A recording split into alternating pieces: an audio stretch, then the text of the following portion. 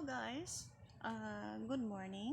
Andito na naman ulit tayo dito sa aking video. So ngayon, magtatanim tayo ng halaman.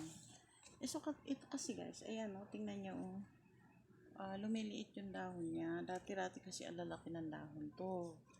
So kailangan nating yung gumamit ng herbal na sa pamamaraan ng herbal na pampataba ng mga halaman. Yung kumbaga, hindi na tayo bibili na gagastos pa tayo ng pera, di ba? Lalong-lalo na ngayon, guys, ang mahal-mahal na mga bilihin. Lalong-lalo na ang bigas, guys, ang mahal ng kilo ng ating bigas.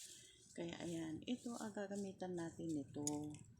Mangunguha lang tayo ng bunot sa tabi-tabi pagka gusto nyong maggata, yung bunot niya, huwag nyo nang itapon.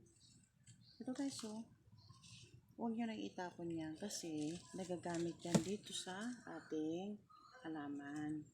Ngayon, kasi na siya, nabuhay na siya, kaso nga lang, yung dahon niya guys, maliliit para lumaki siya ng konti at saka para magdagdag siya ng lalagyan natin sa ibabaw ng pampataba na itong bunot. Dapat yung pinong-pino. Kaso wala naman tayong makina na para dito sa natin. So papaliit-liitin na lang natin. Ganito yan guys. May nangyari na ako kahapon kasi nga kahapon nagtanim ako. Ito, dito ako kumakit. Tapos papaliit-liitin natin ngayon guys. Ayan. Pagkatapos na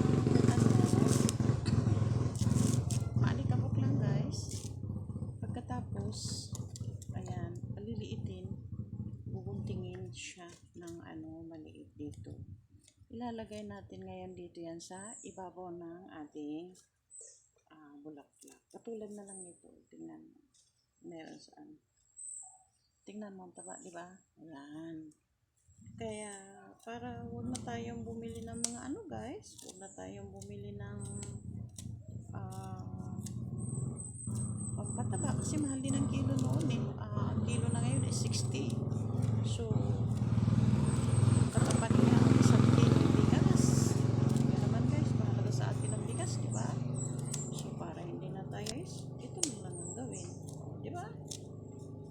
Ito ang sinasabing herbal way na pampataba ng ating mga halaman.